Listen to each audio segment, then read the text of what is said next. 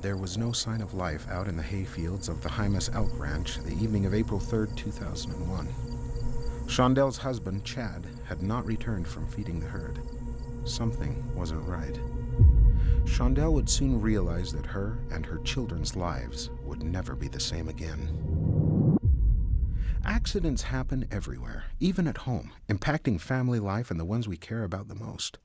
It's often because we're in a hurry, taking shortcuts that result in tragedies on and off the job. Shondell Hymas has come face to face with a shortcut. She tells the story of that tragic night on the ranch and shares a spouse's unique perspective on the accident. Living out on an elk ranch in northern Utah, Shondell oversees the daily operations at the Hymas home. Shondell is married to inspirational speaker Chad Hymas and is the mother of 4 children. She's a humanitarian, actively participating in an international charity that works to improve living conditions for children. When she's not taking kids to soccer and basketball games, she enjoys running and can be found running in both half and full marathons in her home state and around the country. Despite a busy home life, Shondell occasionally travels and shares her personal story with audiences from a variety of different industries.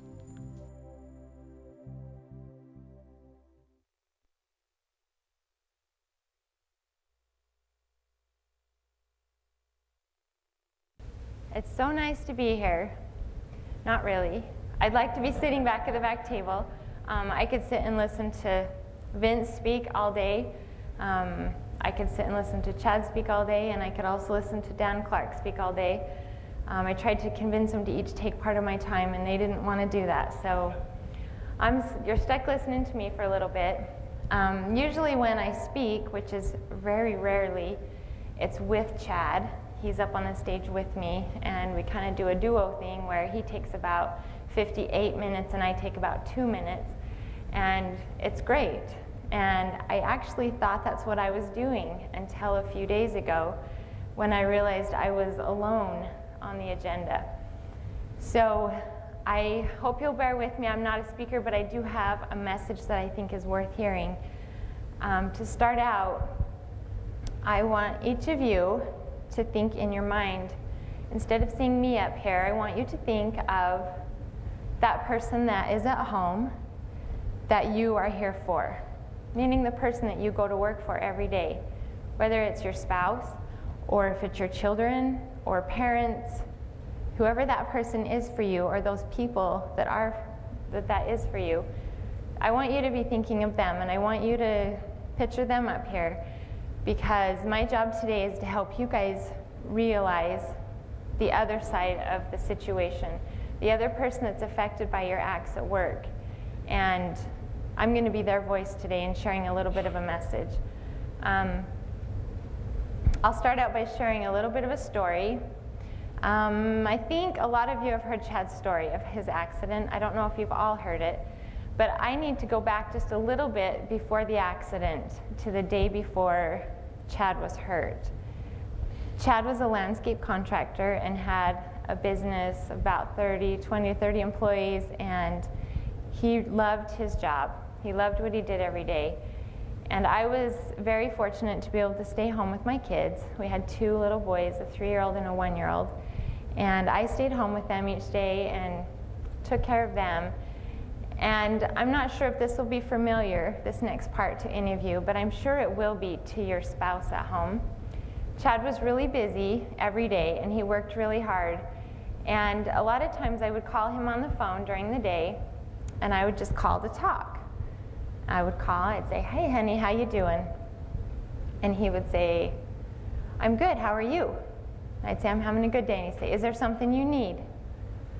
And I would say, "No, I just was calling to say hi, see how your day's going." And he'd say, "My day's great, I gotta go, I'll call you later."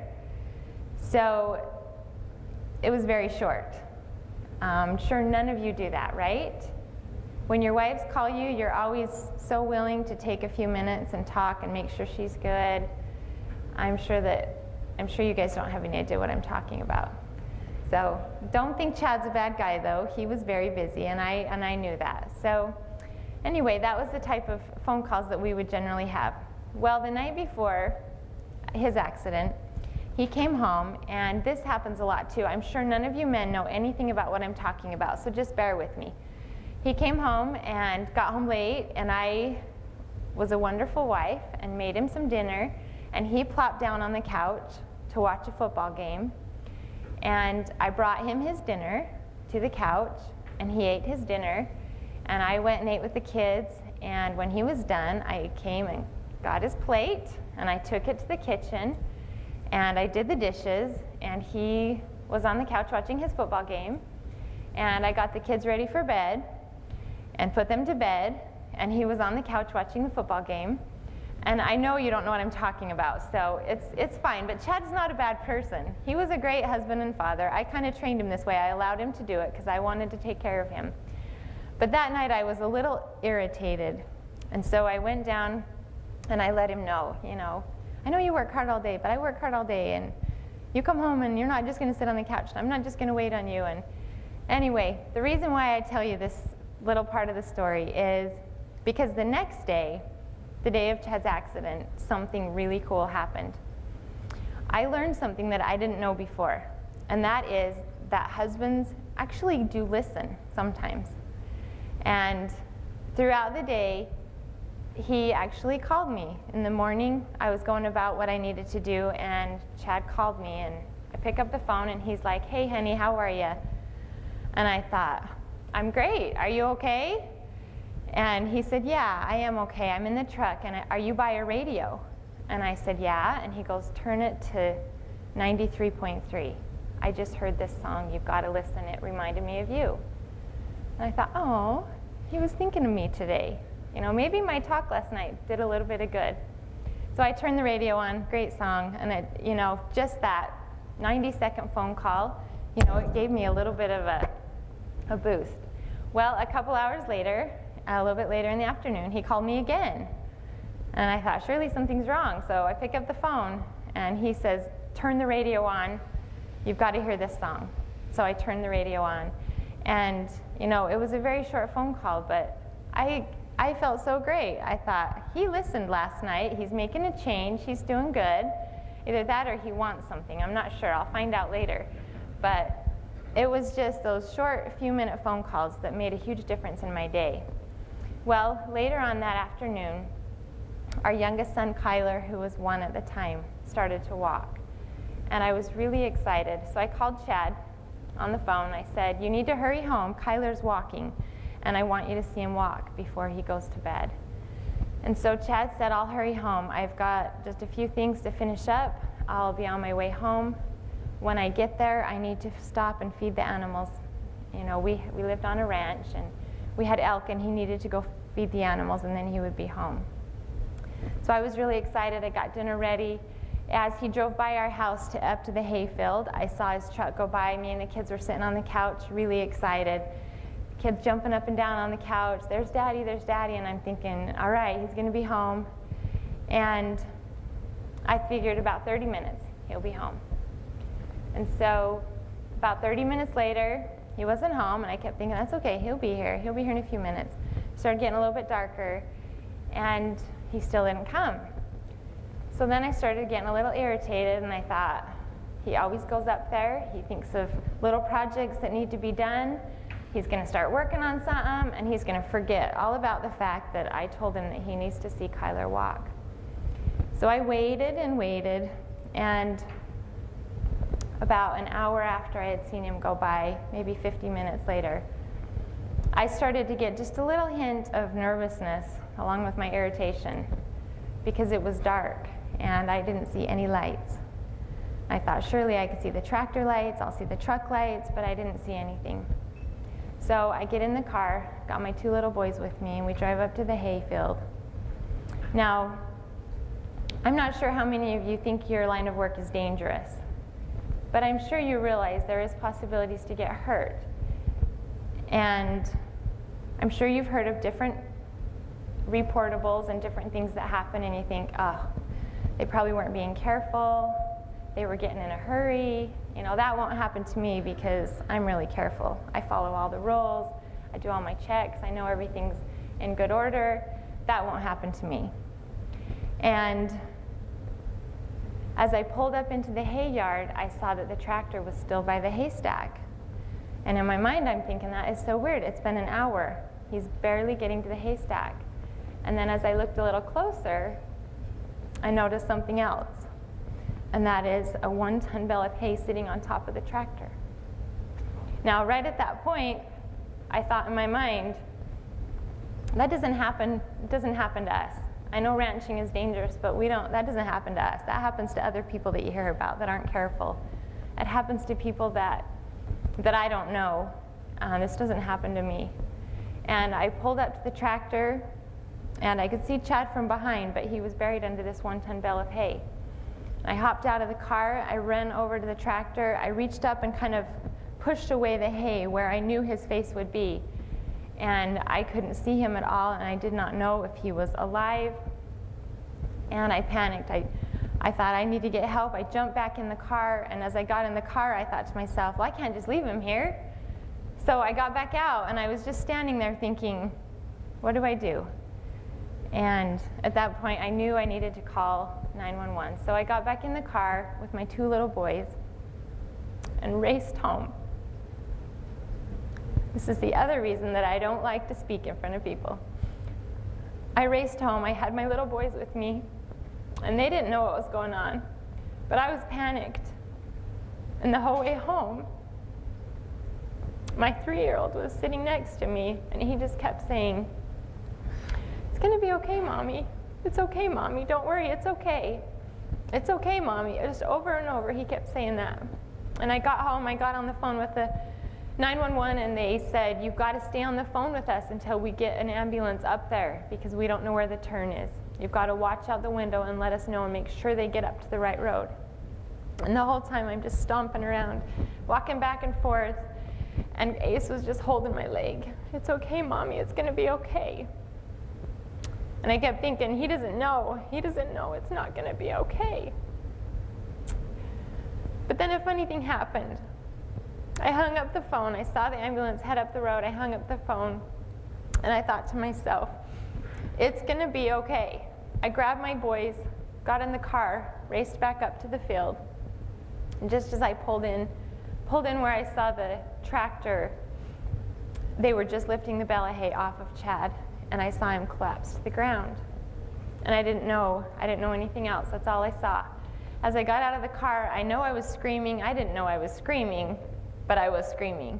And at that point, I knew everything was going to be okay, because a firefighter came running over, and he grabbed my shoulders and he said, "It's going to be okay.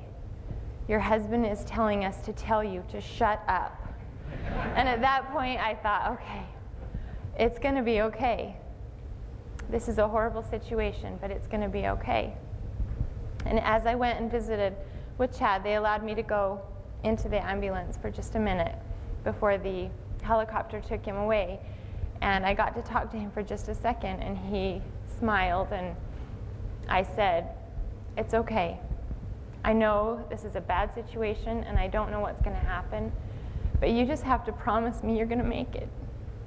Just promise me you're going to make it." And he did. He said, "I promise I'll do everything I can to be here for you." Now, I didn't know what was going to happen. Chad didn't make a choice that day to become paralyzed. He didn't go to work saying, "I think I'm going to make a dumb decision today and I'm going to end up paralyzed, and that's okay with me." He didn't know that, and he didn't choose that. But he did make a choice, and that choice was when he was on his tractor and he knew those hydraulics were low. He made a choice to make it work anyway, to not take a couple minutes and fill the hydraulics, because he'd done it before. He knew he could get it to work because it had done it before, and it would be quicker and he'd be out of there faster. And so that was his choice.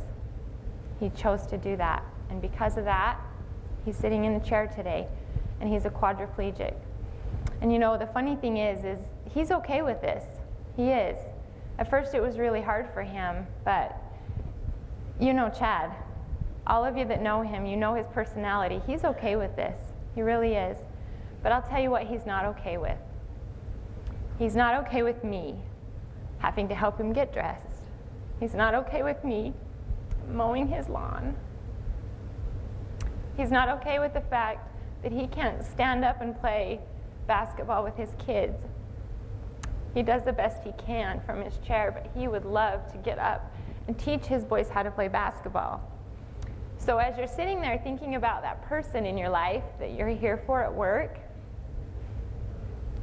consider whether it would be okay with you for that person to have to see you struggle and for that person to have to see you make a choice that would save them a few minutes, but in the long run it's going to affect those people around you more than yourself, and they don't get a chance to make that choice. That choice has to be made by you. It has to be made by you at work.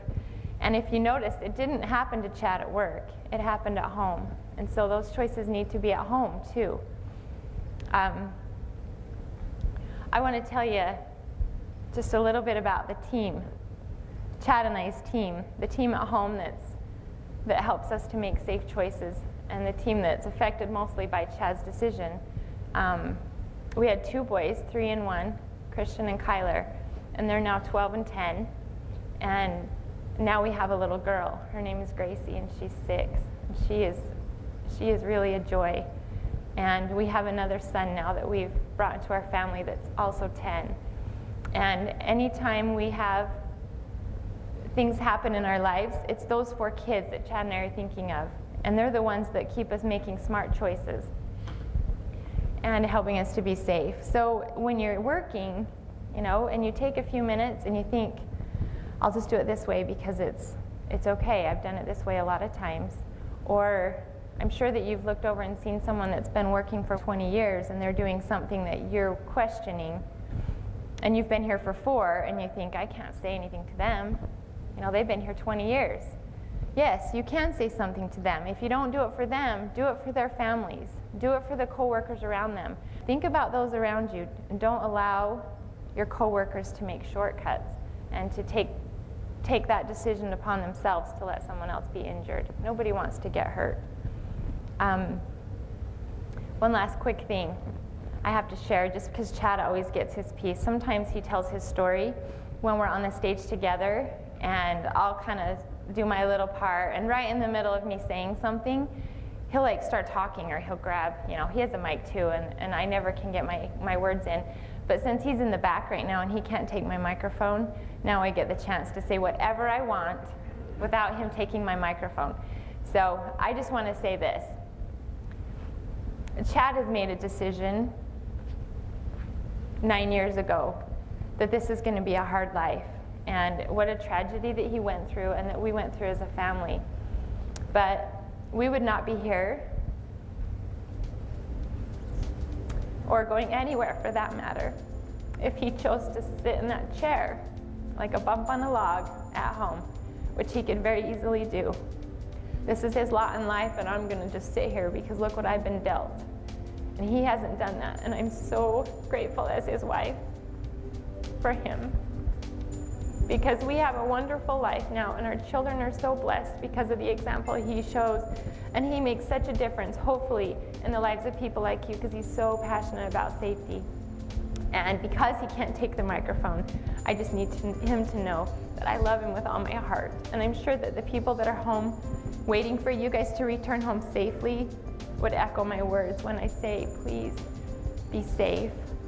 0 is not a goal that you can't reach. Every day counts, and it's one day at a time. And if you go for that goal of 0 accidents, 0 reportables, every day is one day closer, and everyone's getting home safe. So take the time that you need to make sure you're being safe.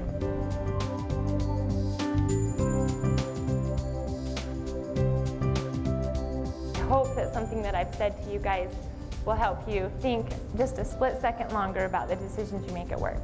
So thank you for your time.